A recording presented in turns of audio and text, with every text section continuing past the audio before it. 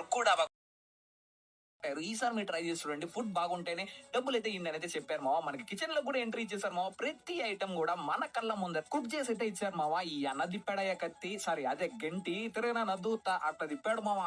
రప అని. రోటీ బటర్‌నాన్ నుంచి starters curries వరకు ప్రతి ఒక్కటి నా కళ్ళ ముందరే రెడీ చేసి ఇచ్చారు. ఇంకా ఇదంతా ఒక సైడ్ అనుకుంటే వీళ్ళు డెకరేషన్ చేస్తారు మావ. ఈటీవీలో ఒక ఆయన డెకరేషన్ చేస్తాడు కదా!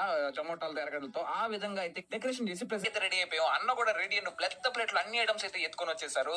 First one mint chicken and Thai chicken starter, ఆ తర్వాత సాసీ లాలీపాప్స్, మన వెజ్ బాయ్ కోసం Lahori paneer and finally butter naans మావా. ఇంకా ఎత్తుకోవడం వెజ్ తోనే స్టార్ట్ చేసాం. లాహోరీ పన్నీర్ వెజ్ అయినా సరే నెక్స్ట్ లెవెల్ ఉండింది మావా. కర్రీ అయితే ఆర్డర్ చేసాం, లేట్ అవుతుందని చెప్పి ఆ లాలీపాప్ ఉన్న సాస్ తో లైట్ గా అద్దుకొని తిన్నాను. టేస్ట్ అయితే నెక్స్ట్ లెవెల్. అంతే మన స్ట్రిక్ట్ వెజిటేరియన్ పక్కన కూర్చోబెట్టుకొని ఆ మాట ఈ మాట చెప్పి మళ్ళీ చికెన్ అలవాటు చేశాను మావా. ఇదైతే థాయ్ చికెన్ టేస్ట్ అయితే అదిరిపోయింది, యూనిక్ గా ఉంది. నాకు మా టీం కి బాగా నచ్చిన ఐటమ్ ఏదంటే ఇదే మావా, మింట్ చికెన్. పుదీనా ఫ్లేవర్ తో కారంగా పుల్లంగా ఇంకా నిమ్మకాయ కానీ పిండుకుంటే అదిరిపోద్ది మావా. నాకు దొరికింది ఒక జీడిపప్పు.